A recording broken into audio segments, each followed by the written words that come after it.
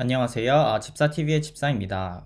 오늘은 최초의 표적 항암제죠. 글리벡, 이마트넵으로 오늘 할 텐데요. 이게 한국에 굉장히 많이 알려진 항암제죠. 그리고 2001년에 그 당시 FDA 어프로브 됐을 때 그 당시에 뭐라고 불렸다? 기적의 항암제라고 불리었던 최초의 표적 항암제입니다. 그래서 이걸 하는 이유는 사실 좀 오래된 이야기이긴 한데 이걸 오늘 약간 기초를 정리해드리면 그 다음에 다른 그런 스몰 모레큘 이니비터들을 기작을 정리하는데 훨씬 편해지거든요. 그래서 오늘은 백그라운드도 약간 드리고 그거에 관련해 가지고 글리백의 메커니즘에 대해서 좀 자세히 들어가 보는 시간을 가지도록 하겠습니다. 그래서 시작하는 그 세포 생물학의 약간 백그라운드를 드려야 되는데 제가 이걸 따로 정리한 적이 없으니까 그래서 오늘 할 거는 뭐다? 글리백을 이해하기 위해서는 이제 세포가 어떻게 외부의 신호를 DNA까지 전달할까가 문제예요. 이제 DNA는 우리 몸 안에 있는 설계도가 들어있다고 흔히 말을 하죠. 근데 세포 같은 경우도 어떻게 보면 우리 몸에 살아있는 한 명 한 명의 살아있는 거잖아요. 세포 하나하나를 사람으로 생각하면 이 친구들도 항상 외부의 신호를 받고 외부의 신호에 의해서 그거에 적절한 반응을 해야 됩니다. 근데 그 반응을 하려면 어떻게 해야겠죠? 외부의 신호를 받아서 그 신호를 핵 안에 있는 세포질 그 안에 핵이 있죠. 세포 안에 핵 안에 있는 DNA까지 그 정보를 전달을 해서 그 DNA의 어떤 특정 부분을 읽은 후에 마치 책에서 그 설명서 읽듯이 특정 부분을 읽어서 거기서 다시 프로덕트를 만드는 거죠. 프로틴을 다시 만든 다음에 그 프로틴이 이제 우리 몸에서 혹은 세포 내에서 외부의 자극에 의해서 반응하는 메커니즘이 되겠죠. 근데 이 메커니즘이 어떻게 조절된다? 아주 타이틀리하게 레귤레이트 된다는 거죠. 그래서 보면은 이게 세포라 치면은 세포 바깥에서 뭐 인풋이 와요. 뭐 스트레스가 오든 뭐 누가 찔러가지고 자극이 오면 그 자극이 세포 속으로 와서 이게 핵이라 치면은 핵 안에 DNA가 있겠죠. 더블 스트랜드 DNA가 있으면 DNA까지 이제 시도가 전달되는데 그걸 연결해 주는 게 하나가 연결해 주는 게 아니라 여러 가지 프로틴들, 특히 엔자임들이 캐스케이드로 이제 신호를 전달해 주는 거예요. 근데 그 신호를 전달해 줄 때 그게 굉장히 잘 조절돼야겠죠. 그 역할을 하는 것이 제가 다음 슬라이드에 설명드릴 텐데 비유가 뭐다? 각각의 스텝이 스위치로 조절되어 있다. 각각의 여기 몰레큘 1번, 몰레큘 2번, 몰레큘 3번 하면은 이 몰레큘이 꺼졌다 켜졌다, 꺼졌다 켜졌다, 꺼졌다 켜졌다 할 수 있어요. 그래서 외부에 신호가 오면 첫 번째 스위치가 켜진다? 그럼 그 켜진 스위치가 두 번째 스위치를 켜고 그 켜진 두 번째 스위치가 세 번째 스위치를 켜고 세 번째 켜진 스위치가 이제 핵 속으로 들어가 가지고 예를 들면 DNA 트랜스크립션 팩터로 작용해서 예를 든다면이죠.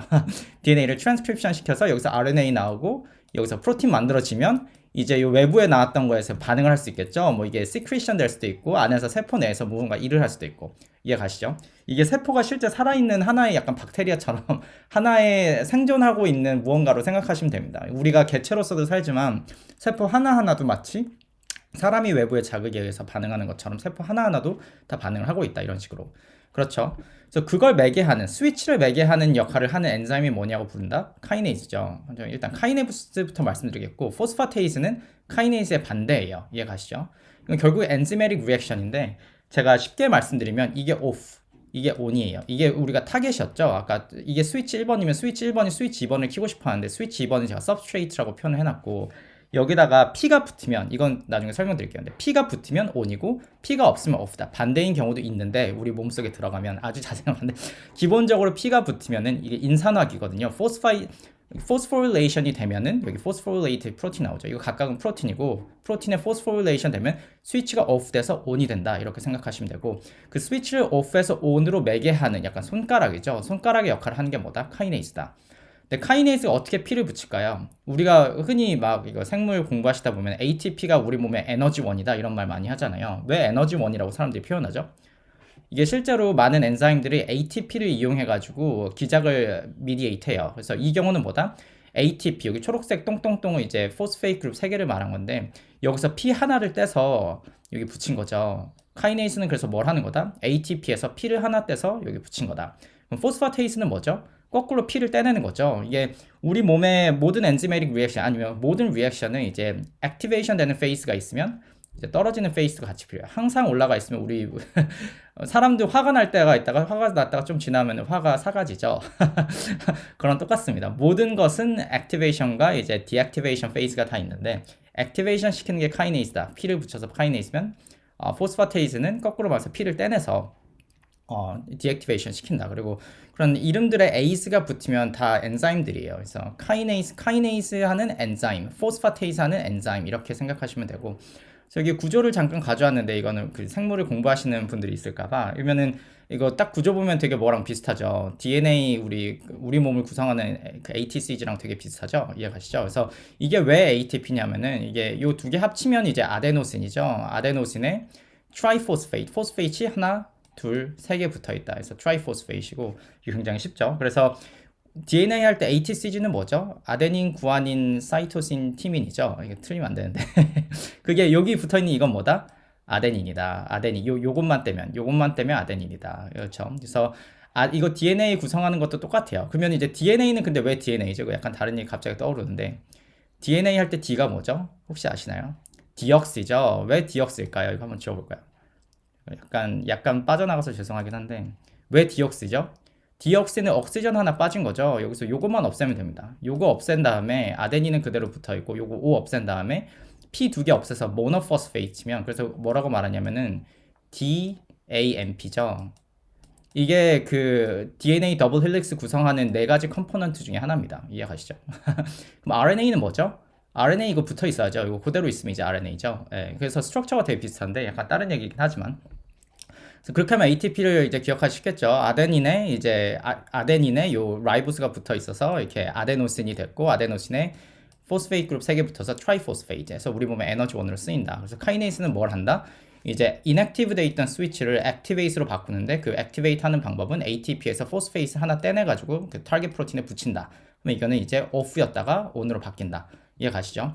이런 기작이 우리 몸의 캐스케이드로 일어납니다. 외부에서 그 자극을 받으면 첫 번째 카이네이스가 두 번째 카이네이스를 액티베이션 시키고 두 번째 카이네이스가 같은 방법으로 세 번째 카이네이스 액티베이션 시키는 식으로 우리 몸 안에 시그널을 전달하는 거죠. 대표적인 예가 이제 맵 카이네이스인데 이런 카이네이스 example은 너무 많아요. 근데 제가 왜 맵 카이네이스 가져왔냐? 이름이 웃겨서죠.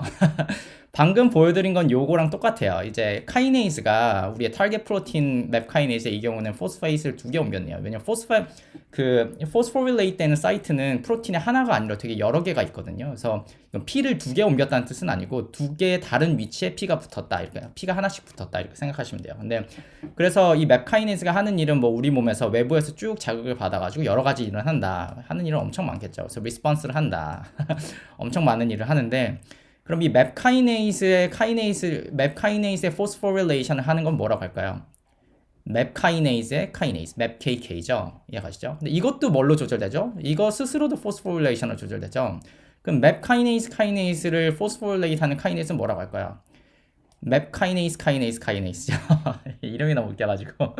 이거는 카이네이스의 클래스고 실제 이름은 따로 붙여놓거든요. 이것도 되게 종류가 많아요. 종류 많은데 대표적으로 치면은 라프가 이 중에 하나고 이제 맥이 이 중에 하나인데 라프가 맥을 포스포릴레이션 시키고 맥이 맵 카이네이스 포스포릴레이션 시키고 맵 카이네이스가 이제 다운스트림 액티베이션 한다. 이렇게 생각하시면 돼요. 아까 첫 번째 그 스위치에서 맨 위에 자극이 오면은 밑으로 이제 스위치가 오프에서 온 되고 오프에서 온 되고 오프에서 온 되고 밑으로 지나간다. 이걸 제가 하는 이유는 알겠죠. 나중에 글리백이 뭐 할까요? 이 카이네이즈의 이 캐스케이드를 이니비 시키겠죠. 이거 벌써 상상이 될 수 있는데 그래서 이게 되게 큰 오버뷰를 드리자면 세포가 하는 일이 뭐다? 외부의 자극에 따라 여기 안에 DNA라 치면 핵이 안 그려져 있지만 핵 안까지 시그널을 전달하는 거예요.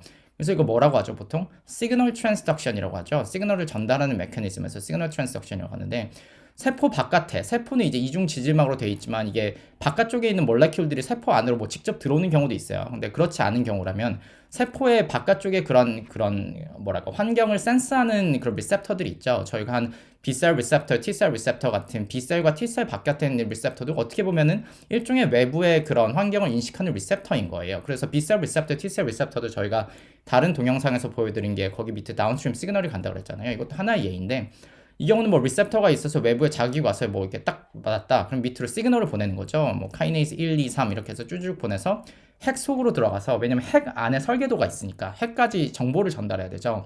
핵 안에 DNA에서 이제 우리 핵에서 이 외부에서 이런 자극이 왔으니까 우리 세포는 여기서 뭔가 읽어서 우리가 대응을 해야 돼. 그래서 여기서 이제 뭐 프로틴을 만들어 가지고 이 외부에 있는 시그널링에 대해서 외부의 자극에 대해서 반응을 하게 되겠죠. 그렇죠?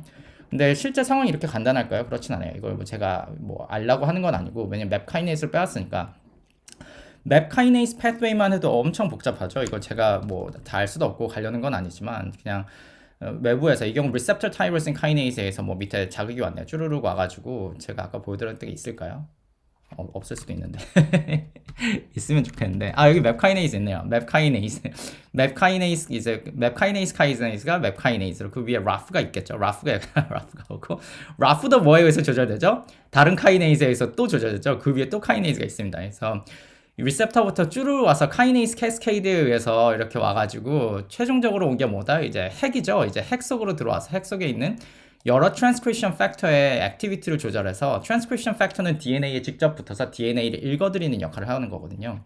그래서 세포가 어떻게 리액션 할지 이제 결정을 하는 거죠. 이런 네트워크는 너무 복잡해가지고 이제 사람의 뇌로 사실 이해가 이젠 거의 불가능한 것 같고 보통 사람들은 이 중에 중요한 pathway라고 생각하는 부분을 골라서 사람들이 연구하는 경우가 많죠. 근데 약간 말이 샜는데 결국 세포는 이런 식으로 외부의 자극에 따라 설계도에 DNA 설계도에 다른 부분에 있는다. 근데 그 과정을 매개하는 것이 뭐다? 카이네이즈 캐스케이드다. 그 카이네이즈를 거꾸로 액티비티를 조절하는 게 뭐였죠? 액티브 포스파테이스죠. 아까 말씀드렸던.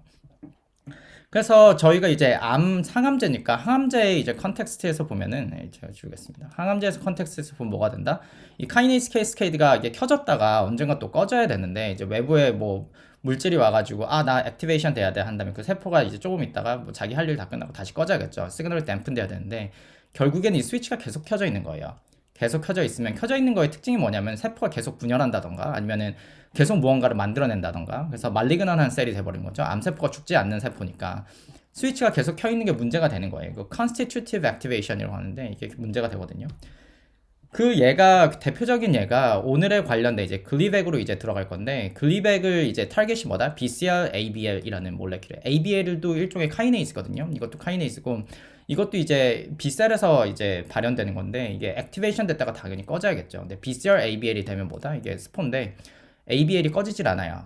이게 꺼져야 되는데 이 카이네이즈가 꺼지지 않는 거예요. 근데 이거는 제가 다른 그 면역학 그 동영상 아마 네 번째였나요? 그 클래스 스위치 리컴비네이션이랑 소마틱 하이퍼 뮤테이션 할 때 잠깐 설명을 드렸는데 그 동영상을 다시 가지 않기 위해서 잠깐 설명을 드리면 B셀 리셉터가 이제 맨 마지막에 디벨롭먼트 하고 나서 플라스마 셀 돼서 나올 때 B셀 리셉터가 머추어되는 과정이 필요하다고 그랬죠. 그게 클래스 스위치 리컴비네이션이고 또 엔티바디 끝부분 클래스 스위치 리컴비네이션은 여기 헤비 체인 컨스턴트 리전이 바뀌는 거고 헤비 라이트 체인이 그다음에 여기 엔티젠이 바인딩하는 요 스텝 끝부분이 이제 maturation 되는 뮤테이션 들어가는 게 이제 소마틱 RPM 뮤테이션인데 그 두 개가 둘 다 같은 몰레큘에 의해서 미디에이트 된다고 그랬죠. AID라는 되게 유명한 프로틴에 의해서 미디에이트 되는데 이게 하는 역할이 뭐였죠? 결국엔 DNA 더블 스트랜디드 브릭을 만드는 거죠. 그게 이제 클래스 스위치 리컴비네이션과 소마틱 하이퍼 뮤테이션을 일어나게 하는 그러니까 엔티바디가 다이버시파이 되는 중요한 역할을 하는 프로틴인데 근데 문제는 DNA를 잘랐다가 다시 붙이는 과정에서 다른 곳에 붙을 수가 있는 거죠. 에러가 생겨가지고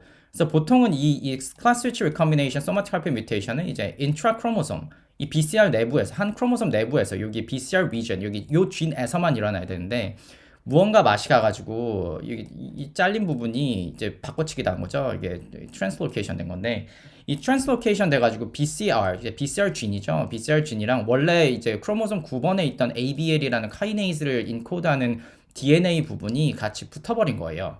이해 가시죠? 그래서 ABL이 이제 constitutive active하게 되는데 이게 그래서 되게 초창기에 발견된 흔히만 하는 필라델피아 크로모솜 혹은 필라델피아 트랜스로케이션입니다. 그래서 이제 CML 페이션트라고 chronic myeloid leukemia 페이션트를 거의 대부분의 페이션트들한테 관찰되고 그 튜머를 일으키는 드라이빙 팩터로서 벌써 알려져 있어요. 그러면은 이제 약간 더 들어가 보면 이 BCR ABL이 왜 스위치가 계속 온돼 있냐 보면 이게 스트럭처를 보면 되는데 이게 ABL 이제 셀룰러부터서 이렇게 C 빼도 되는데 어쨌든 ABL은 어떻게 돼 있냐? 이게 N-터미널, C-터미널 하면은 이제 DNA에서 RNA 나오고 RNA에서 프로틴 나오면 이거 N-터미널에서 C-터미널로 이제 이런 식으로 표현할 수 있거든요. 각각의 네모는 뭐 도메인이라고 생각하시면 되고 보통 이 우리 몸에서 근데 엔자임이 작용할 때는 이게 리니어 폼으로 작용하는 게 아니라 이게 약간 아이폰의 제가 비유를 생각했었는데 그림은 안 났지만 약간 이어폰 있죠. 요즘은 선이 없지만 선 있는 이어폰 생각하시면 주머니에 넣으면 막 뭉치잖아요. 그래서 이게 어떤 특정한 스트럭처를 이뤄서 우리 몸에서 기작을 하거든요. 그래서 이게 2D로 표현한 거, 이제 선을 풀는 거, 우리 몸에서 실제로 작용할 때는 3D로 작용한다 이렇게 생각하시면 되고 평소에는 이게 조절이 되는 거죠. 여기도 이제 포스포릴레이션 되는 사이트이 있는데 또 말씀드릴 거는 이게 타이로신의 포스포릴레이션 되는 아미노애시드 여러 개 있거든요. 제가 오늘 카이네이즈를 잘 할 건 아니지만 여기 타이로신 245번, 타이로신 412번, 1번, 2번, 3번, 4번 이름 붙여가지고 오른쪽 가서 여기 이제 포스포릴레이션 되면 이제 보통 액티베이션이 된다 이렇게 생각을 하는 거고, 근데 여기에 N 터미널을 보면은 요 N 캐핑이 있어서 이게 스트럭처를 잃었을 때 이걸 블락을 시켜요. 블락을 해서 우리 몸에서 이게 아무 때나 액티베이션 되면 안 되는 거죠. 그래서 오토 이니비션 되는 메커니즘이 있는데 BCR-ABL이 되면 어떻게 된다? N터미널의 BCR 도메인의 일부가 들어와 버렸죠. 그래서 N캡이 없어지고 C터미널은 똑같아요. 포스포릴레이션 되는 사이트 남아있고, 이렇게 되면 어떻게 된다? 이게 오토 이니비션이 안 일어나니까 메커니즘은 굉장히 또 여러 가지 프로포즈 됐지만 기본적으로는 오토 이니비션이 안 되기 때문에 BCR-ABL은 시그널을 끄지 못하고 계속 카이네이즈가 켜져 있는 거예요. 그럼 이 카이네이즈가 켜져 있으면 어떻게 되죠? 여기 다운스트림 서브스트레이트이 한두 개가 아니겠죠? 굉장히 많은데 그 다운스트림 서브스트레이트를 다 턴온 시킵니다. 스위치 요거 하나가 계속 켜져 있어서 밑에 시그널링 캐스케이드로 가는 시그널이 다 켜지는 거예요. 그럼 어떻게 된다? B셀이 말리그난해져서 이제 튜머가 되는 거죠. 이해가시죠? 그래서 여기 뭐 이건 너무 디테일해서 안 들어가겠습니다. 이렇게 되는 거고, 그래서 보통 이 BCR-ABL이 나오면 이제 expression 레벨이 올라간다, 이게 하나고, 두 번째는 아까 말했던 loss of auto inhibition 때문에 그 카이네이즈가 계속 액티베이션 된다. 그러면 우리는 글리벡 오늘은 뭘 할까요? 이 BCR-ABL, 이 퓨전 프로틴에서 만들어진 계속 액티베이트된 constitutive and active한 카이네이즈를 타겟하면 되겠죠. 이게 사실 글리벡입니다. 쉽죠? 그래서 여기 보시면 제가 first generation TKI라고 붙었는데 이제 카이네이즈도 종류가 많아요. 근데 오늘 하는 건 뭐다? 타이로신 카이네이즈죠. ABL 자체가 타이로신 카이네이즈고, 그건 뭐냐면은 아미노 애시드의 타이로신에다가 이제 포스포릴레이션을 하는 거예요. 다른 뭐 세렌트로닌 카이네이즈 뭐 이렇게 하면 S나 다른 데다가 이제 붙이는 거거든요. 종류는 여러 개 있지만 어쨌든 타이로신 카이네이즈 이니비터로서 가장 처음 나온 거 이메차닙 하면 글리벡이고, AB 이렇게 나눠 있죠. 그래서 평소에는 어떻게 돼 있다? 이게 아까 처음 저희 봤던 그 그림으로 돌아가서 생각하시면 이게 카이네이즈다. 카이네이즈고 이 카이네이즈가 하고 싶은 거는 이 서브스트레이트에다가 타이로신이죠. Y가 이제 아미노 애시드 타이로신인데 이걸 아미노 애시드 하나로 적으면 Y라고 적죠. 여기다가 이제 P를 붙이는 거예요. 타이로신 레시드에다가 포스포릴레이션을 붙이고 싶다. 근데 그걸 뭐에 의존적인 거죠? ATP에 의존적인 거죠. ATP에 P가 붙어 3개 붙어 있는데 그 중에 하나를 떼내서 이걸 내내고 이제 ADP는 이제 릴리스하고, 이게 이제 역할인 거고, 근데 문제는 뭐다? 이게 멈추지 않고 계속되니까 이제 밑에 다운스트림 시그널링이 계속 켜 있는 상황인 거죠. 그럼 이메차닙 혹은 글리벡이 하는 일은 뭐다? ATP가 원래 바인딩 되는 사이트에다가 이 친구가 대신 들어가는 거예요. ATP보다 애피니티가 높겠죠. ATP 바인딩 사이트의 애피니티가 높아가지고 요 안에 들어가가지고 ATP가 못 들어오니까 substrate이 더 이상 포스포릴레이션이 안 되겠죠. 그러니까 BCR-ABL 자체는 그대로 있는데 substrate에다가 포스포릴레이션 못 붙이게 방해하는 겁니다. 이게 이메차닙의 메커니즘이에요. 그래서 약간 좀 더 전문적으로 말하자면은 이제 그 스몰 모레큘이 카이네이스를 이니비 시키는 방법은 크게 두 가지거든요. 이것도 세분화할 수 있긴 한데 기본적으로 뭐다? 컴피티티브 이니비션과 알로스테릭 이니비션이다. 그럼 이 경우는 그냥 상상해 보세요. 컴피티티브일까요? 알로스테릭일까요? 컴피티티브 이니비션이죠. 왜냐면은 ATP가 붙는 자리에 컴피티션, 이제 경쟁을 해서 얘가 대신 붙은 거예요. 알로스테릭 이니비션은 보통 말하면 ATP 사이트에 붙는 게 아니라 그 스몰 모레큘이 다른 사이트에 붙어서 이 특정 카이네이즈의 컨포메이션을 체인지, 프로틴 스트럭처를 조금 바꿔가지고 ATP가 더 이상 잘 못 붙게, 다른 데 붙었지만 잘 못 붙게 하면 이게 알로스테릭 이니비션이거든요. 이것도 여러 가지가 있는데 어쨌든 제 생각에는 전공자더라도 이제 크게 컴피티티브 이니비션과 알로스테릭 이니비션을 나누면 문제가 없고, 저희가 오늘 했던 글리벡은 뭐다? 컴피티티브 이니비션이다. ATP 바인딩 사이트에 붙어서 BCR-ABL의 타겟 서브스트레이트의 포스포릴레이션을 막는다 하는 게 이제 메커니즘 끝이죠. 그래서 여기까지만 해도 사실 되는데 이제 전공자 분들이 계실 수 있어서 약간만 더 간다 그러면은, 이게 처음 나왔을 때 2001년에 어프로브 됐는데 이게 너무 잘 됐어요. 너무 잘 돼가지고 이제 사람들이 궁금한 거죠. 왜 이게 너무 왜 잘 되는 거냐?